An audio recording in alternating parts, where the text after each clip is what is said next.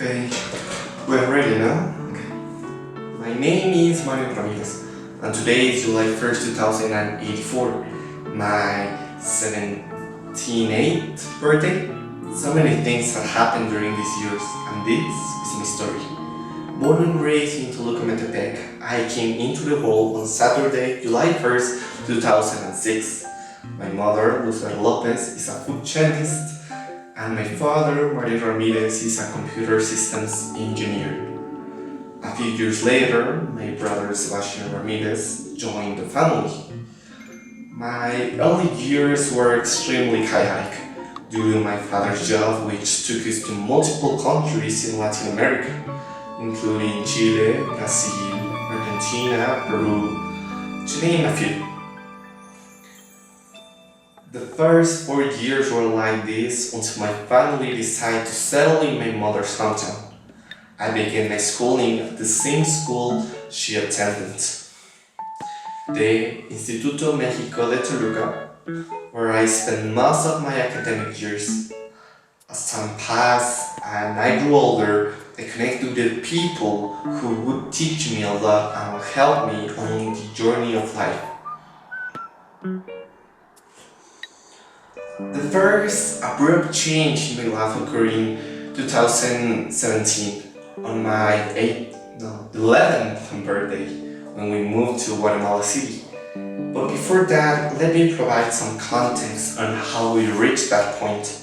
In the years leading up to this event, my father had a job based in the city, and during all the previous summers, we lived there for around 3 or 4 months. However, emotional and familial strains became evident, leading to the decision to relocate our lives to that country.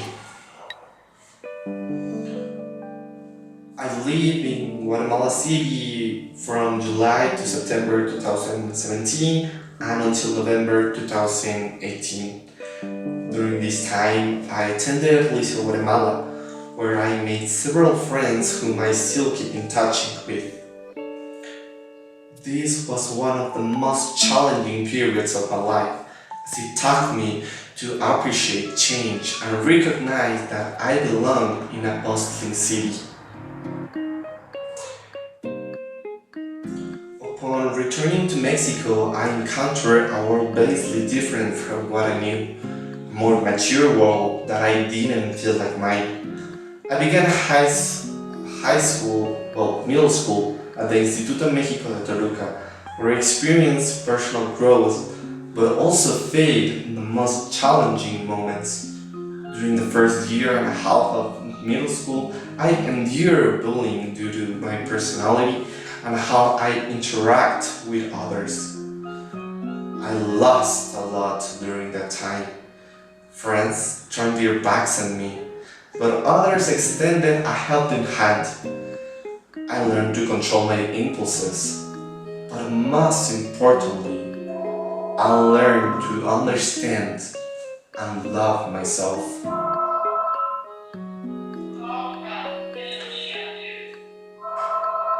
The pandemic period was a respite for me. During this time, I had the opportunity to discover and acknowledge my mistakes, growing as a person. And I also realized my sexual orientation and the need for a change of a scenario to grow and develop properly. Thus, I changed schools to NC school for my high school stage. My high school years are among the most cherished memories. In this new school, I found friends who are with me at this very moment. And I also found a place where I could be free and do what I love. I participated in projects, competitions, and classes that greatly benefited me. Additionally, I met people who became my lifelong best friends.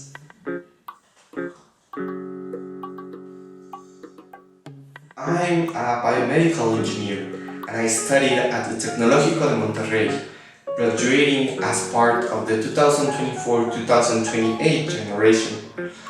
During my university years, I made friends and connections that greatly aided my professional career.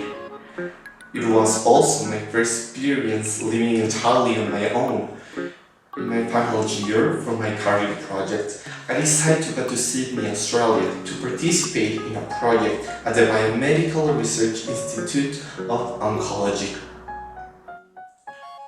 This experience helped me secure my first job at Behring, a company specializing in oncological biomedical equipment. While studying and working in Australia, I was fortunate to find my soulmate. My husband, Henry, whom I married after 5 years of dating. The wedding took place on one of the Sydney's most beautiful beaches, with friends and family joining us to celebrate. For our honeymoon, we went on a cruise to explore Europe. And that trip was very great. Shortly after, my dream job offer came in, a managerial position in New York City as the head of design for oncological biomedical equipment. So, together with my husband, we moved to the United States. We found a job as a teacher at a high school near our apartment. 2 years later, at the age of 32, we decided to start a family and adopt twins named Carla and John. These children are my joy, my family, and the reason for everything I do. Years passed, my children grew, we moved to the suburbs, and we began to relax into the journey of life. Henry and I spend more and more time together whenever possible. Even after leaving my managerial position, I taught classes at NYU on oncology medicine and patient treatment.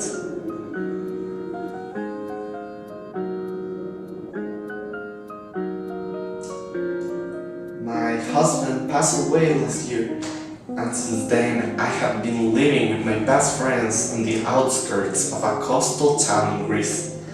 So much has happened, but in the end, we remain the same. My children visit me with my grandchildren whenever they can, and I live in one of the most beautiful places I have ever dreamed of. Life was a long path, but I am glad that I live a happy life. Today, I'm sipping coffee and eating bread with my best friends on these beautiful beaches.